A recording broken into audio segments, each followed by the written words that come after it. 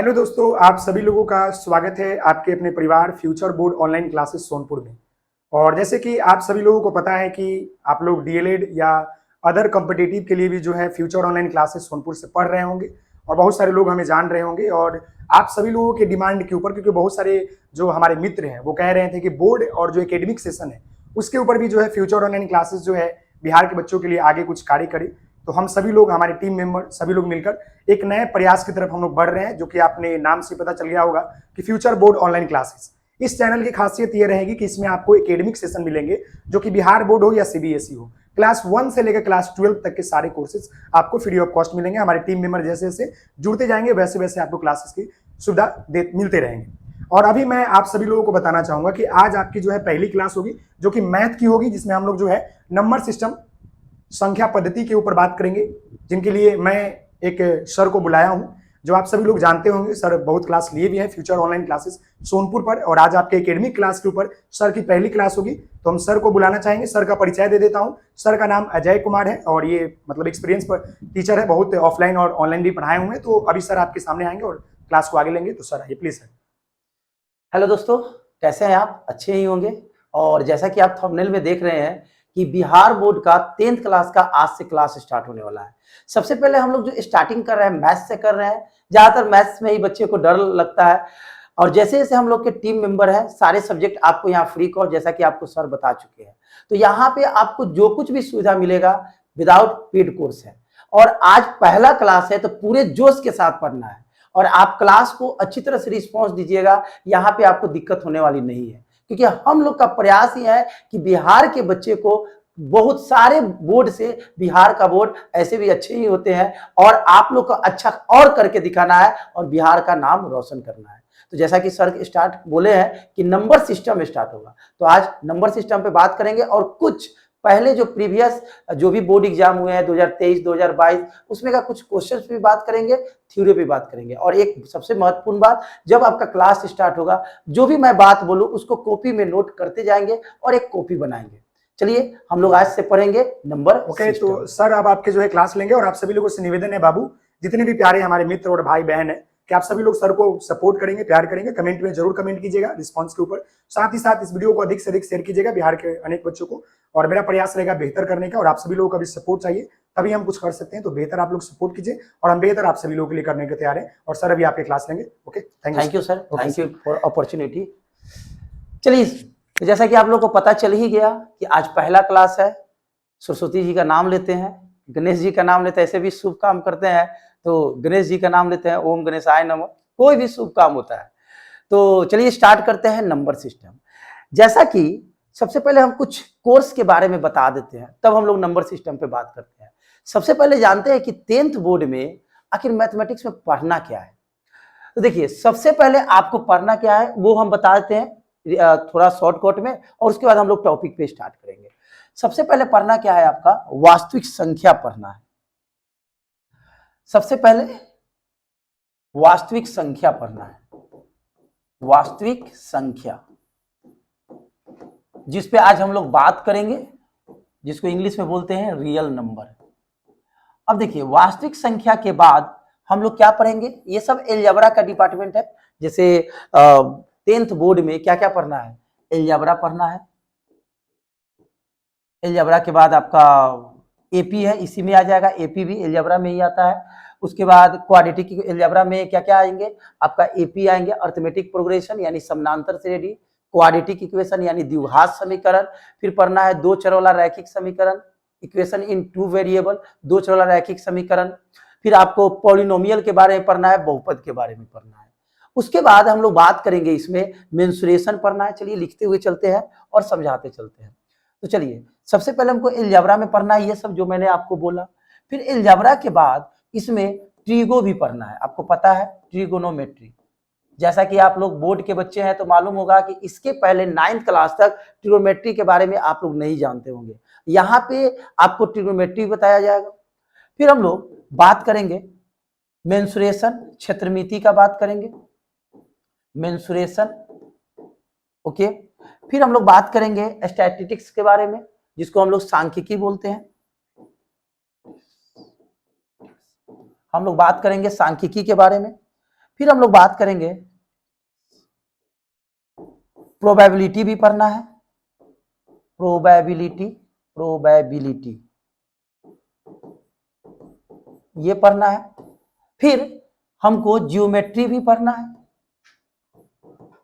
Geometry भी पढ़ना है। फिर हमको क्या पढ़ना है, ज्योमेट्री के बाद कोऑर्डिनेट ज्योमेट्री पढ़ना है। ये सब आपको पूरे 10th क्लास में ये सब सारे बात पढ़ना है।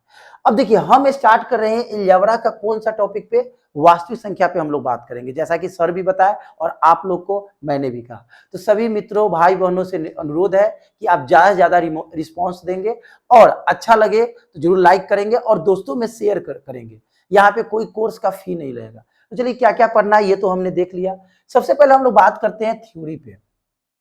थ्योरी में सबसे पहले है कि वास्तविक संख्या में क्या क्या पढ़ना है। जैसा कि आप लोग देख रहे हैं वास्तविक संख्या में आपका प्राकृत संख्या पढ़ना है, संपूर्ण संख्या यानी होल नंबर, आभास संख्या, पूर्णांक, इसके बाद और भी बहुत सारे चीज हैं जैसे सम और विषम के बारे में पढ़ना है।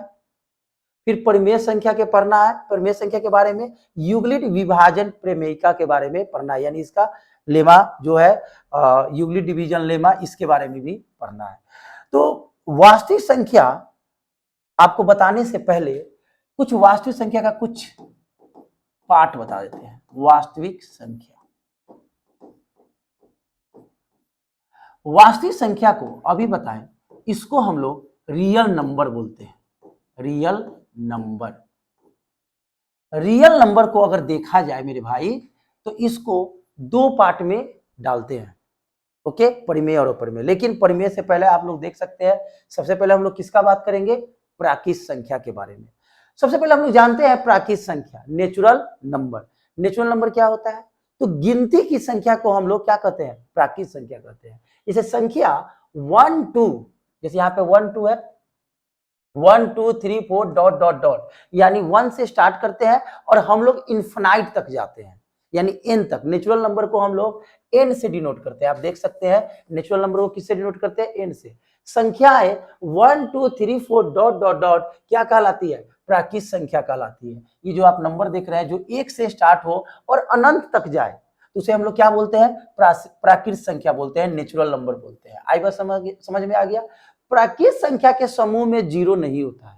अगर जीरो आ जाएगा तो वो होल नंबर आ जाएगा, यानी संपूर्ण संख्या हो जाएगा। और इसी संपूर्ण संख्या को ही बोलते हैं पूर्ण संख्या। क्या बोलते हैं मेरे भाई, पूर्ण संख्या। तो सबसे पहले हम लोग यहाँ पे देख लेते हैं प्राकृत संख्या। वैसी संख्याएं जो 1 से स्टार्ट होता है, 1 2 3 4 डॉट डॉट डॉट, तो उसे क्या कहते हैं, प्राकृत संख्या कहते हैं। प्राकृत संख्या के समूह में शून्य शामिल नहीं होता है, हमेशा याद रखिएगा। प्राकृत संख्या के समूह में शून्य नहीं हो सकता है। अगर शून्य शामिल हो गया तो वो क्या बन जाएगा, पूर्ण संख्या यानी होल नंबर। और नेचुरल नंबर को हम लोग किससे डिनोट करते हैं, एन से डिनोट करते हैं। किससे डिनोट करेंगे, एन से। तो उम्मीद है कि आपको यहीं पे आपको याद भी हो गया होगा। प्राकृत संख्या उसे कहते हैं जो 1 से स्टार्ट होता है, यानी गिनती की संख्या को हम लोग प्राकृत संख्या कहते हैं। ओके, इसको हम लोग कैपिटल एन से सूचित करते हैं और प्राकृत संख्या में जीरो शामिल नहीं होता है। उम्मीद है कि प्राकृत संख्या आपको समझ में आ गया होगा। ऐसे भी आप लोग प्राकृत संख्या के बारे में जानते भी होंगे, बट मेरा काम है जीरो से स्टार्ट करना, इसलिए जीरो से स्टार्ट करेंगे। बहुत सारे बच्चे कहेंगे कि सर इतना जीरो से बता रहे हैं। भाई हम जीरो से बता रहे हैं क्योंकि आपको हम जीरो से पढ़ाएंगे। जीरो से ही हम लोग शून्य से स्टार्ट करेंगे और शिखर पे जाएंगे। ऐसे भी देखिए प्राकृत संख्या 1 से स्टार्ट कर रहे हैं, तब ना आप अनंत संख्या पढ़ते हैं। जब तक आप क नहीं पढ़िएगा तो क से कलम कैसे लिखिएगा, क्योंकि यहाँ पे हम उन बच्चों को भी सपोर्ट करना चाहते हैं जो बच्चे मैथ्स में कमजोर है। मैथ्स में बहुत बच्चे अच्छे भी होते हैं, कुछ बच्चे कमजोर भी होते हैं। तो हमारा प्रयास है कि कमजोर बच्चे को भी अच्छा बना देना, तेज बना देना। ऐसे कोई भी बच्चा कमजोर नहीं होता है, भगवान सबको एक जैसा बनाए हुए हैं। बस रह गया आपकी मेहनत, मेरा मेहनत आपका मेहनत। मैं मेहनत जितना कर रहा हूं आपको भी उससे ज्यादा मेहनत कीजिएगा, तभी आप सक्सेस कीजिएगा और बोर्ड में अच्छे से अच्छे नंबर लाइएगा। तो उम्मीद है कि प्राकृत संख्या समझ गए होंगे। अब बात करते हैं संपूर्ण संख्या, जिसका नाम पूर्ण संख्या भी होता है, इंग्लिश में बोलते हैं होल नंबर। और इसको किससे सूचित करते हैं, डब्ल्यू से सूचित करते हैं। आई बस समझ में। यदि प्राकृत संख्याओं के समूह में, किसके समूह में, प्राकृत संख्याओं के समूह में शून्य शामिल कर लिया जाता है तो उसे संपूर्ण संख्या का समूह कहलाता है। आप ऐसे भी याद कर सकते हैं कि प्राकृत संख्या में जब जीरो को सम्मिलित कर देते हैं, मिला देते हैं, तो उसे क्या कहते हैं, होल नंबर कहते हैं, पूर्ण संख्या कहते हैं। तो प्राकृत संख्या का ये एग्जाम्पल हुआ। और मैं कहूं कि संपूर्ण संख्या यानी पूर्ण संख्या का एग्जाम्पल क्या होगा, तो पूर्ण संख्या का एग्जाम्पल जीरो से स्टार्ट करेंगे, 0 1 2 3 डॉट डॉट डॉट, ये अनंत तक जाएगा। तो आप देख सकते हैं कि प्राकृत संख्या में सिर्फ जीरो को मिला है तो क्या बन गया, पूर्ण संख्या बन गया। याद करने का तरीका, पूर्ण मतलब पूरा होल, होल हो गया कि नहीं। तो होल कहने का मतलब हम लोग कहां से स्टार्ट करेंगे, जीरो से। तो इसका एग्जाम्पल क्या होगा, यहाँ पे आप एग्जाम्पल लिख सकते हैं 0 1 2 3 डॉट डॉट डॉट, और इसको किससे सूचित करेंगे, डब्ल्यू से। आई बात समझ में। मैंने क्या क्या बताया, प्राकृत संख्या वैसी संख्या जो एक से स्टार्ट होती है, यानी गिनती की संख्या को प्राकृत संख्या कहते हैं, इसको कैपिटल एन से सूचित करते हैं। फिर मैंने बताया पूर्ण संख्या वैसी संख्या या जो जीरो से स्टार्ट होती है या प्राकृत संख्या में जब जीरो को सम्मिलित कर देते हैं और जो समूह बनता है उसे क्या बोलते हैं, होल नंबर, इसको डब्ल्यू से सूचित करते हैं। और स्टार्टिंग का एग्जाम्पल क्या होगा, 0 1 2 3 डॉट डॉट डॉट, जहां तक आप अनंत तक जा सकते हैं। उम्मीद है कि आप संपूर्ण संख्या भी समझ गए होंगे। अब बात करते हैं अभाज्य संख्या। अभाज्य संख्या क्या होता है, इंग्लिश में बोलते हैं प्राइम नंबर बोलते हैं, इसका और भी नाम होता है रूट संख्या। आई बात समझ में, रूट संख्या भी बोलते हैं, इंग्लिश में प्राइम नंबर, हिंदी में अभाज्य संख्या। अभाज्य संख्या किसे कहते हैं, वैसी संख्या जिसका दो गुणनखंड हो, एक खुद और एक सेल्फ। जैसे यहां पे देखिए 2 3 5 7 11, दो क्या है, एक से कटेगा या खुद से कटेगा। 3 क्या है, एक से कटेगा या खुद से कटेगा। 5 क्या है, एक से कटेगा या खुद से कटेगा। 7 एक से कटेगा या खुद से कटेगा। 11 एक से कटेगा या खुद से कटेगा। 11 के बाद आप क्या लिख सकते हैं, 13, 13 के बाद क्या लिख सकते हैं, 17। तो यहाँ पे आप देख सकते हैं इसमें जितने भी एग्जाम्पल है वो संख्या का गुणनखंड मात्र दो है, एक और खुद। तो आपको अगर हम नंबर पहचानने को कहें कि बताइए, मैं कहूं कि 19 कैसी संख्या है, तो आप बोल सकते हैं कि सर ये अभाज्य संख्या है। अभाज्य संख्या क्यों है, क्योंकि 19 एक से कटेगा, यानी एक से भाग लग सकता है या खुद 19 से लग सकता है। तो अभाज्य संख्या के यहाँ डिफिनेशन देखिए, जब किसी संख्या में स्वयं यानी खुद और एक को छोड़कर किसी दूसरी संख्या से भाग नहीं लगता है, यानी खुद से लगेगा या एक से लगेगा, बाकी किसी से नहीं लगेगा, तो उसे क्या बोलेंगे, अभाज्य संख्या बोलेंगे। उसे क्या बोलते हैं, अभाज्य संख्या या रूट संख्या कहते हैं। इसको ये ध्यान में मत रखिएगा कि प्राइम संख्या को पी से डिनोट करते हैं, ये अकॉर्डिंग टू क्वेश्चन, क्वेश्चन के अनुसार आप यहाँ पे एक्स वाई जेड एबीसीडी का कुछ भी मान सकते हैं। इसका कोई लेटर नहीं है जो इसको पर्सनली आप डिनोट कर सकते हैं। उम्मीद है कि अभाज्य संख्या समझ गए होंगे। अभाज्य संख्या वैसी संख्या को कहते हैं जो एक और खुद के अलावा किसी से नहीं कटे, उसे क्या बोलेंगे, प्राइम नंबर बोलेंगे, अभाज्य संख्या बोलेंगे। मैंने 3 डिफिनीशन बताया, क्या क्या बताया, प्राकृत संख्या वैसी संख्या है जो एक से स्टार्ट होती है, यानी काउंटिंग नंबर को हम लोग क्या बोलते हैं, प्राकृत संख्या, नेचुरल नंबर कहते हैं। आई बात समझ में, इसको हम लोग एन से डिनोट करते हैं। होल नंबर यानी पूर्ण संख्या क्या होती है, वैसी संख्या जो जीरो से स्टार्ट होती है या प्राकृत संख्या में जीरो मिला देते हैं तो वो पूर्ण संख्या बन जाता है, इसको डब्ल्यू से डिनोट करते हैं। एग्जाम्पल के लिए 0 1 2 3। प्राइम नंबर क्या होता है, वैसी संख्या जो एक और खुद से कटे, उसे क्या बोलते हैं, प्राइम नंबर बोलते हैं, यानी अभाज्य संख्या या रूट संख्या। एग्जाम्पल तो बहुत सारा हो सकता है। अब एग्जाम्पल क्या होगा, और भी हम एग्जाम्पल आपको हम बताते हैं। जैसे एक अभाज्य संख्या नहीं होगा मेरे भाई, इसमें और कुछ हम बात करेंगे। कहां से स्टार्ट करेंगे, 2 3 5 7, उसके बाद 11 13, उसके बाद 17 19 23, उसके बाद 29, ये सब क्या है, आपका अभाज्य संख्या है। तो आप इस बात पे ध्यान देंगे जरूर। थोड़ा सा रुकिएगा। हाँ, तो ये सब ध्यान देंगे, जितने भी अभाज्य संख्या है वो खुद से या किससे कटेगा, एक से कटेगा। आई बात समझ में। तो पूर्ण संख्या ये अभाज्य संख्या किससे स्टार्ट होता है, 2 से। ऑब्जेक्टिव में पूछता है मेरे भाई कि सबसे छोटी अभाज्य संख्या कौन है, तो ज्यादातर बच्चे क्या मार देते हैं, एक। एक तो अभाज्य संख्या नहीं है। आपको ये एक क्यों नहीं है, एक इसलिए नहीं है कि एक का सिर्फ एक फैक्टर है। एक का सिर्फ क्या है, आपका एक फैक्टर है, ओनली 1। मैंने क्या बोला, अभाज्य संख्या का हमेशा 2 फैक्टर होता है। एक स्वयं होता है यानी खुद होता है, या एक होता है। क्या होता है मेरे भाई, एक होता है। इसके अलावा अगर 2 से कम फैक्टर हुआ या 2 से अधिक फैक्टर होगा तो वो अभाज्य संख्या नहीं होगा। तो एक ऑब्जेक्टिव के लिए याद कर लीजिए, ये यूनिवर्सल बात है कि सबसे छोटी अभाज्य संख्या कौन होती है, 2। दिमाग में कभी मत रखिएगा कि 1 है, भूल से भी नहीं।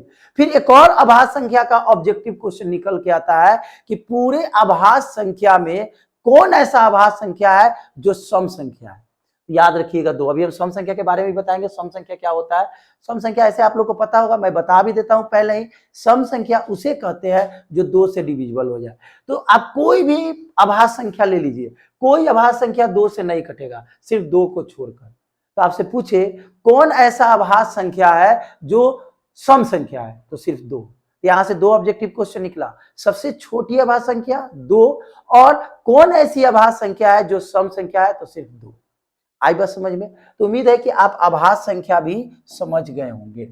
चलिए, हमने 3 डिफिनीशन पढ़ लिया, एक प्राकृत पढ़ लिया, और एक संपूर्ण यानी पूर्ण पढ़ लिया, और एक क्या पढ़ लिया, अभाज्य पढ़ लिया। उम्मीद है कि यहीं पे डिफिनीशन याद हो गया होगा। अभाज्य संख्या बड़ी इंपॉर्टेंट चीज है। अभाज्य संख्या में ये 2 बात जरूर याद रखेंगे, वैसी संख्या जो खुद से और एक से कटे, अभाज्य संख्या यानी जिसका 2 गुणनखंड हो। आई बात समझ में। उसके बाद अभाज्य संख्या में सबसे छोटी संख्या कौन होती है, तो 2 होती है। एक भूल से भी नहीं मारेंगे, एक गलत हो जाएगा, एक अभाज्य संख्या नहीं है। आई बात समझ में। एक को आप प्राकृत संख्या बोल सकते हैं, एक को पूर्ण संख्या बोल सकते हैं, एक को विषम संख्या बोल सकते हैं, लेकिन एक को आप कभी भी अभाज्य संख्या नहीं बोल सकते। अभाज्य संख्या हमेशा 2 से स्टार्ट होता है। तो सबसे छोटी अभाज्य संख्या, ये याद रखिएगा, सबसे छोटी अभाज्य संख्या 2 होती है, और अभाज्य संख्या में सम संख्या कौन है, तो 2 है।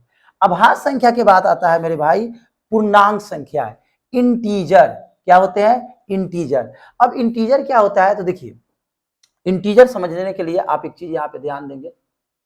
इंटीजर क्या होता है, जैसे आप अभी देखें कि आपने प्राकृत संख्या क्या लिखा, 1 2 3 4 डॉट डॉट डॉट। इसके पहले 0 होगा, इसके पहले क्या होगा, -1 -2 -3 डॉट डॉट डॉट। यानी ये इन्फिनाइट से आ रहा है। ये कहां तक जा रहा है, इन्फिनाइट तक, अनंत तक जा रहा है। और ये भी कहां तक जा रहा है, अनंत तक। ये जा रहा है पॉजिटिव में अनंत तक, और ये कहां तक जा रहा है, निगेटिव में, -3 -4 -6 डॉट डॉट डॉट अनंत तक जा रहा है। तो यहाँ पे आप देख सकते हैं कि प्राकृत संख्या को पॉजिटिव प्राकृत संख्या यानी धनात्मक प्राकृत संख्या और ऋणात्मक प्राकृत संख्या, धनात्मक प्राकृत संख्या, ऋणात्मक प्राकृत संख्या, ऐसे प्राकृत संख्या से 1 से स्टार्ट होता है। जब इसमें निगेटिव लगा देंगे तो क्या हो जाएगा, ऋणात्मक हो जाएगा। जब धनात्मक प्राकृत संख्या और ऋणात्मक प्राकृत संख्या को 0 के साथ मिला देते हैं तो क्या बन जाता है, पूर्णांक। जैसे यहाँ देखिए, -4 -3 -2 -1 0 1 2 डॉट डॉट डॉट, इधर भी हो गया डॉट डॉट डॉट। यहाँ पे देखिए आगे भी है 3 4 5 6 डॉट डॉट डॉट को क्या बोलते हैं, पूर्णांक कहते हैं। इसको हम लोग I से या आप Z से डिनोट कर सकते हैं। तो पूर्णांक संख्या क्या होता है, धनात्मक प्राकृत संख्या ऋणात्मक प्राकृत संख्या को 0 के साथ सम्मिलित कर देते हैं तो उसे क्या कहते हैं, पूर्णांक कहते हैं। आई बात समझ में।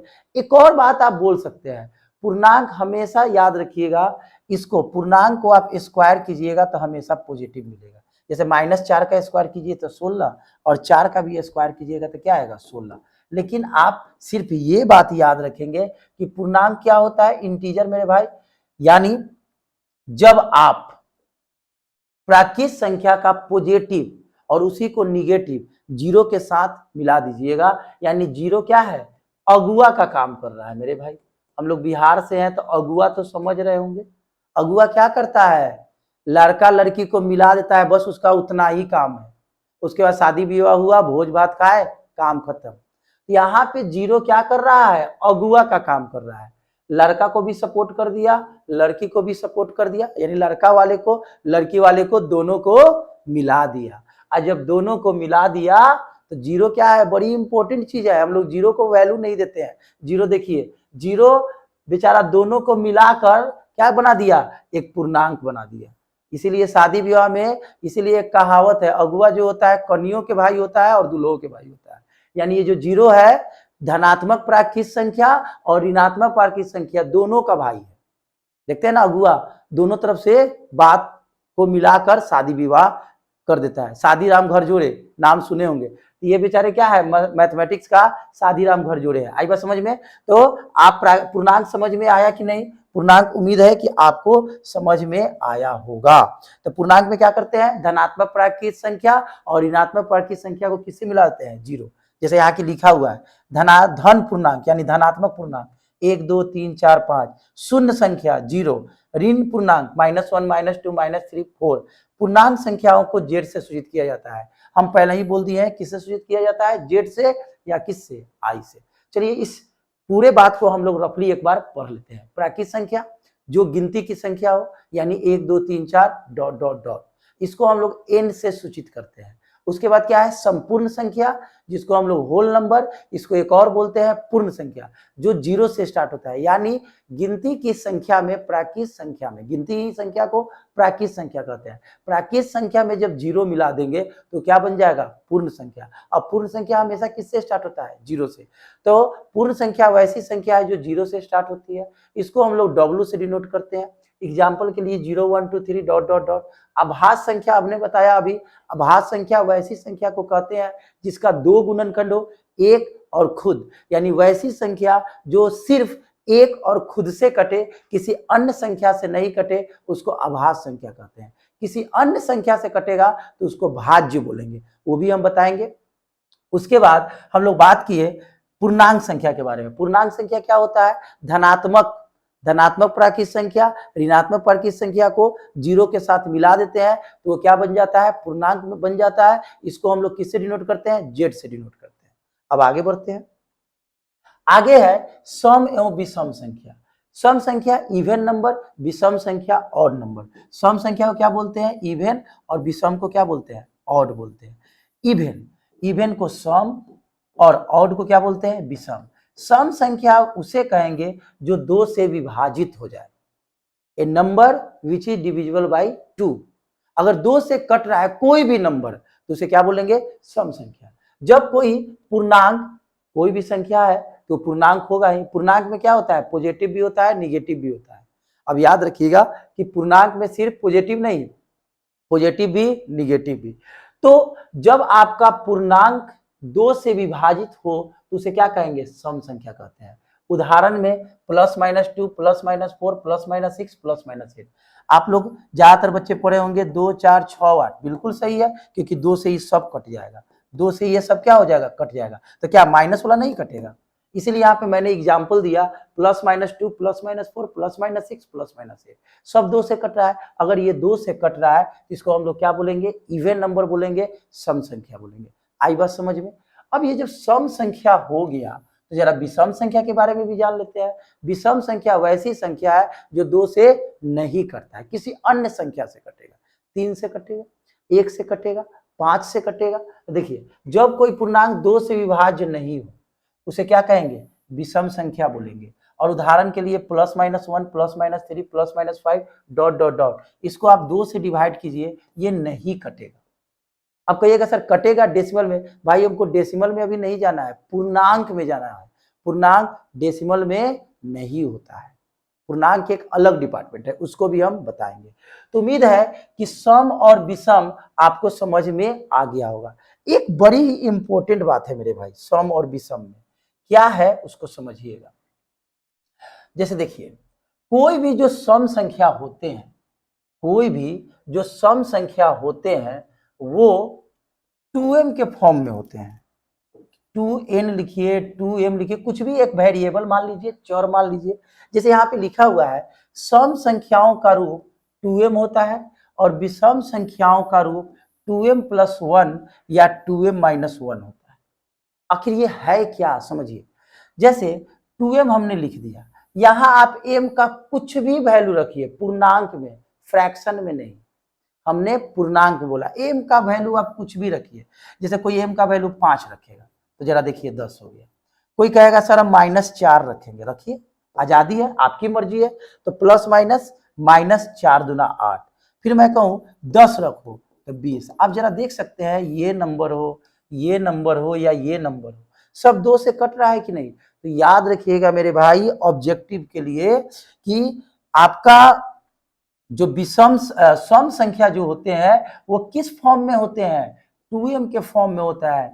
बहुत ही ये वी बात है, वी पे पावर n कर लीजिए, वेरी इंपॉर्टेंट, एक बार नहीं पावर n बार, ये होल लाइफ काम करेगा कि सम संख्या का जो रूप होता है वो 2m होता है।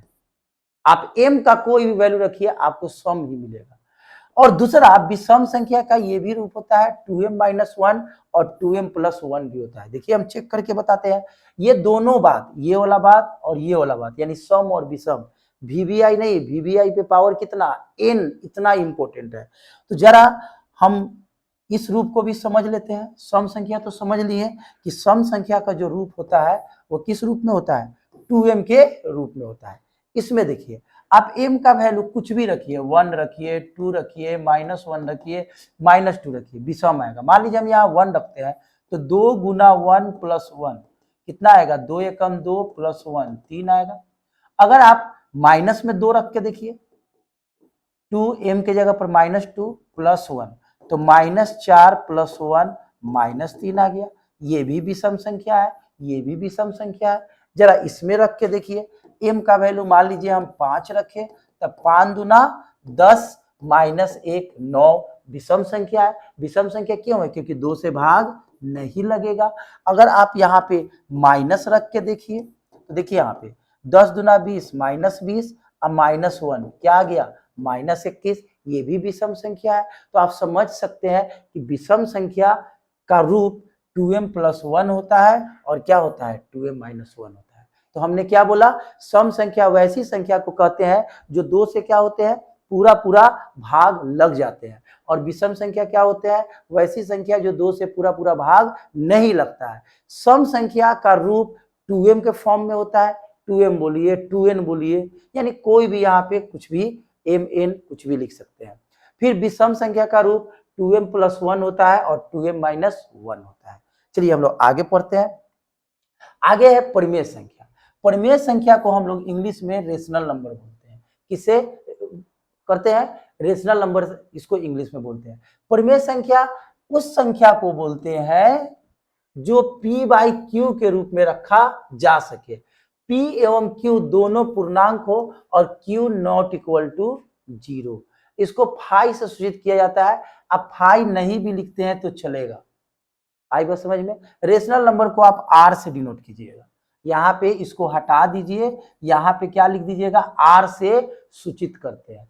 अब इसको हम डिटेल में बताते हैं कि आखिर परिमेय संख्या थोड़ा इंपॉर्टेंट चीज है। तो हम पहले अपना यहाँ पे कुछ और डिटेल में मैं बताना चाहूंगा। परिमेय संख्या मेरे भाई, परिमेय संख्या जो होता है मेरे भाई वो p/q के रूप में होता है। ऊपर वाले को हम लोग अंश बोलते हैं, न्यूमरेटर, और इसको नीचे वाले को क्या बोलते हैं, हर बोलते हैं। ये होता है डिनोमिनेटर। तो परिमेय संख्या जो होता है p/q के फॉर्म में होता है, और यहाँ पे एक कंडीशन डालेंगे, q नॉट इक्वल टू 0 होना चाहिए। और एक और बात, p और q क्या होना चाहिए, पूर्णांक होना चाहिए। जैसे एग्जाम्पल दे दे 3/4, ये परिमेय संख्या है, क्योंकि यहाँ देखिए ये p है और q है, p भी पूर्णांक है यानी 3 भी पूर्णांक है, और 4 भी क्या है, पूर्णांक है। दोनों आपका क्या है, पूर्णांक है। तो डिफिनीशन क्या होता है, जैसा कि आप देख सकते हैं कि परिमेय संख्या उस संख्या को कहते हैं जिसे p/q के रूप में लिख सकते हैं। और इसमें समझिए, क्योंकि बहुत इंपॉर्टेंट चीज है। परिमेय संख्या तो समझ गए, अब हम लिख दें -3/5, ये भी परिमेय संख्या है कि नहीं, क्योंकि ये भी इंटीजर है और ये भी इंटीजर है, यानी ये भी पूर्णांक है और ये भी पूर्णांक है। अब हम कहें कि एक यहाँ पे कंडीशन बच्चे को बहुत परेशान करता है कि आखिर ये है क्या, Q नॉट इक्वल टू 0। जरा देखिए मेरे भाई, अगर हम कोई नंबर है उसके नीचे 0 कर देंगे तो आप ये आपका परिमेय संख्या नहीं होगा, परिमेय संख्या नहीं होगा। क्यों नहीं होगा इस बात को आप समझिएगा। देखिए आपको हम समझाते हैं ये क्यों नहीं होगा, सुनिएगा। जैसे मैं यहां लिख दूं 3/0, इसको इन्फिनाइट बोले तो अपरिभाषित। आप जैसे 4/2 लिखते हैं तो आपको पता है कि 2 में 4 से डिवाइड कीजिएगा, 2 दूना 4, ये तो कट गया 2 बार में, यानी एक निश्चित वैल्यू हो गया। अब जरा 0 में 3 से डिवाइड कीजिए, 0 से 3 में डिवाइड कीजिए। कोई ऐसा नंबर है जो यहाँ पे रखिएगा और 3 आ जाएगा। मान लीजिए कोई यहाँ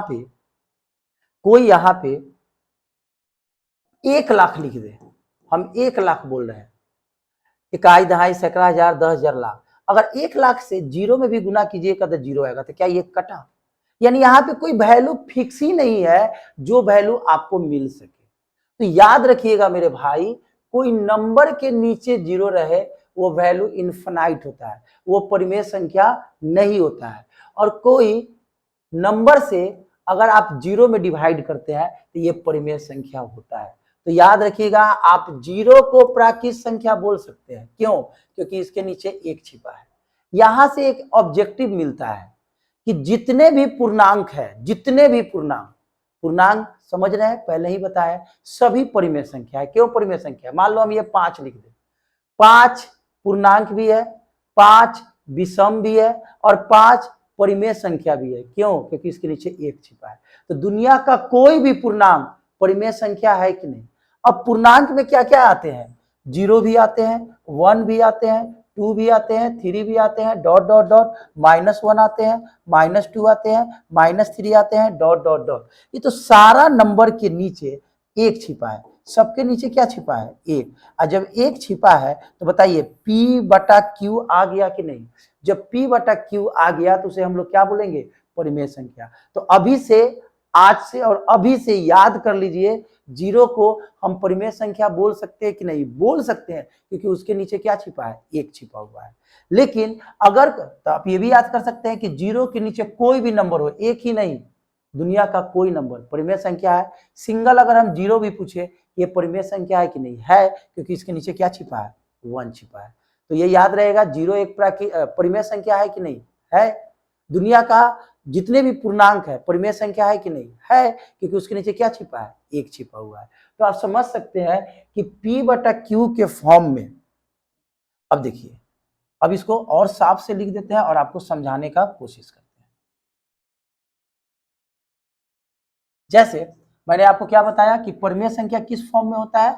P/Q के फॉर्म में होता है। ओके, और Q नॉट इक्वल टू 0 और P और Q क्या होना चाहिए? पूर्णांक होना चाहिए। उसके बाद मैंने बोला दुनिया में जितने भी इंटीजर है, यानी क्या? पूर्णांक है, सभी क्या है? परिमेय संख्या है। सभी क्या है? आपका परिमेय संख्या है। याद रखिएगा। चलिए अब हम लोग अपने टॉपिक पे आते हैं। तो समझ गए होंगे कि परिमेय संख्या क्या होता है? उस संख्या को कहते हैं जिसे P/Q के रूप में रखा जा सके। P और Q क्या होना चाहिए? दोनों पूर्णांक होना चाहिए, और Q नॉट इक्वल टू 0। और इसको किससे डिनोट करिएगा? R से डिनोट कीजिएगा। आई बात समझ में? दो परिमेय संख्याओं के बीच में अनगिनत परिमेय संख्या होता है, इस बात को भी समझिए।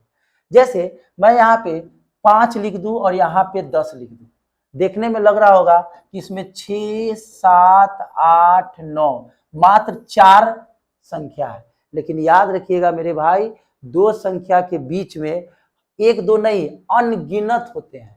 अनगिनत, नॉन काउंटेबल, जिसको आप काउंट नहीं कर सकते हैं। आप कहिएगा सर कैसे? 6, 7, 8, 9, इसके बाद कौन नंबर आएगा? भाई इसके बगल में 5.1 नहीं है, 5.1, 5.2 नहीं है, 5.3 नहीं है, 5.23 नहीं है, 5.44 नहीं है। उसी तरह 6 के बगल में भी बहुत कुछ है, यानी डेसिमल में है ना। और आपको पता है, ऐसे जब हम डेसिमल पढ़ाएंगे तो और डिटेल में बताएंगे। ऐसे आप 9th में पढ़ के आए होंगे, 8 में पढ़ के आए होंगे कि 5.1, इसको आप जब फ्रैक्शन में बदलिएगा तो 51/10, ये परिमेय संख्या ना है, है कि नहीं है? तो याद रखिएगा, दो संख्या दुनिया, हम 1 2 लिख दे और बोले कि इसके बीच में कितने संख्या है, हम बोलेंगे अनगिनत है, डेसिमल में अनगिनत, इन्फिनाइट वैल्यू है। समझ में आ रही बात? यानी इसके बीच में हम काउंट नहीं कर सकते हैं। तो ये बात यहाँ पे यही बात लिखा गया है कि दो परिमेय संख्याओं के बीच में कितने परिमेय संख्या होते हैं? अनगिनत परिमेय संख्या होते हैं। दो परिमेय संख्या हो, दो संख्या हो, तो याद रखिएगा दो परिमेय संख्याओं के बीच में कितने? अनगिनत। तो यहां से 2-3 ऑब्जेक्टिव निकला, हम आपको ऑब्जेक्टिव भी लेकर साथ में चल रहे हैं। परिमेय संख्या सारे जो इंटीजर है, पूर्णांक है, सभी क्या है? परिमेय संख्या है। दो परिमेय संख्याओं के बीच अनगिनत परिमेय संख्या होते हैं। दो ऑब्जेक्टिव मिला। पहला, सभी पूर्णांक परिमेय संख्या होते हैं कि नहीं? होते हैं।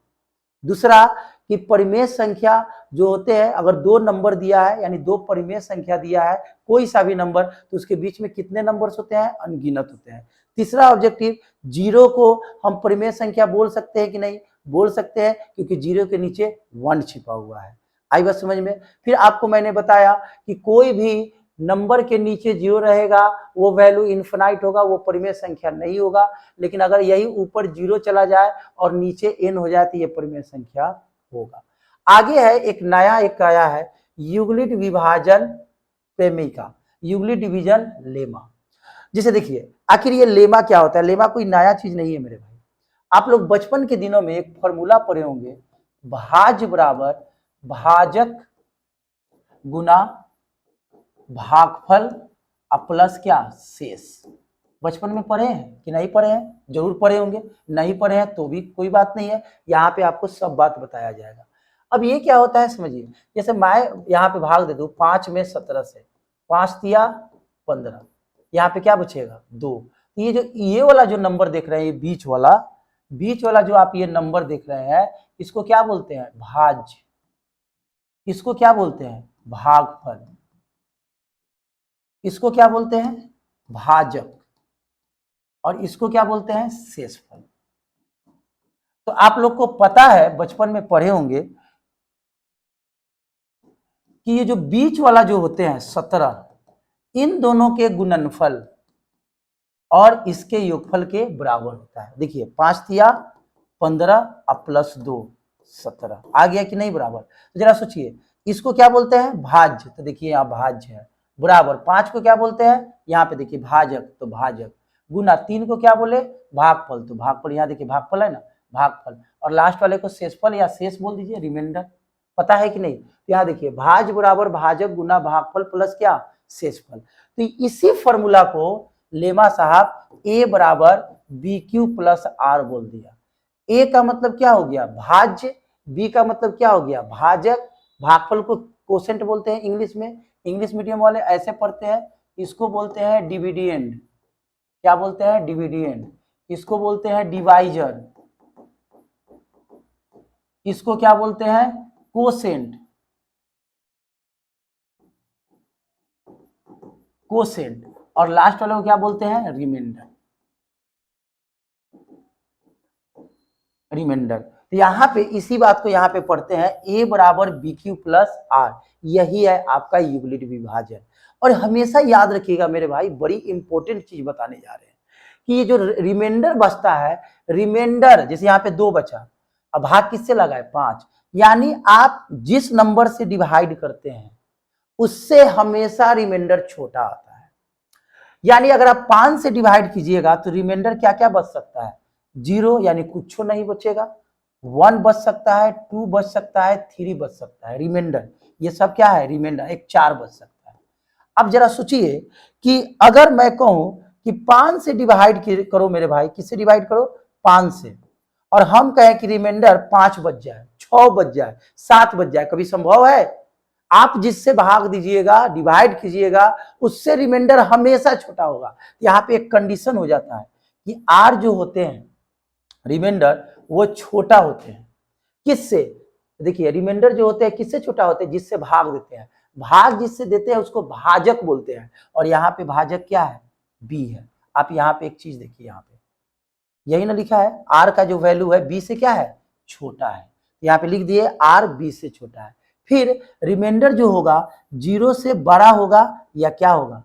बराबर होगा। जैसे आप 5 से डिवाइड कीजिएगा तो हो सके पूरा पूरा कट जाए तो वो 0 के बराबर हो जाएगा, या 0 से बड़ा होगा। तो ये देखिए मुंह खोल दिए, जिधर मुंह फैलल रहता है ओकरा क्या बोलते हैं, उसको हम लोग बड़ा बोलते हैं, और जिधर नोक उधर छोट।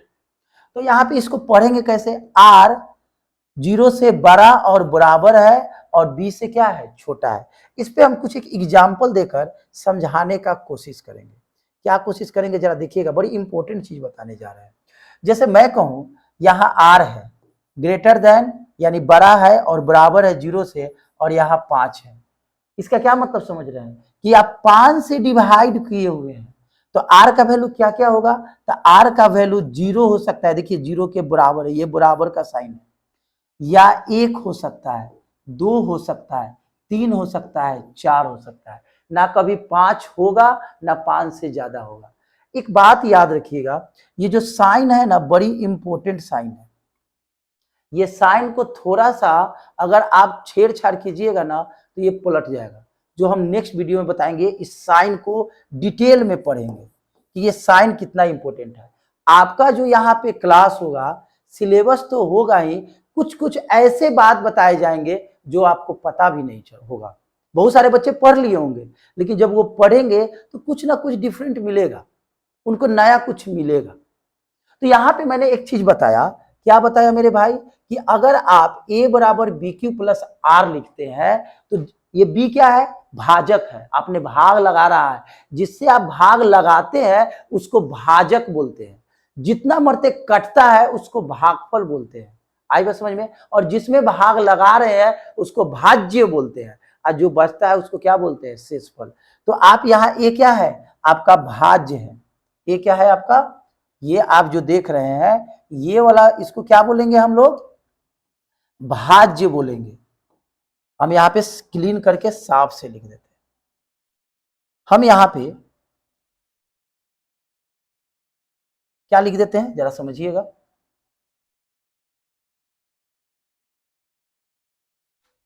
जैसे यहां पे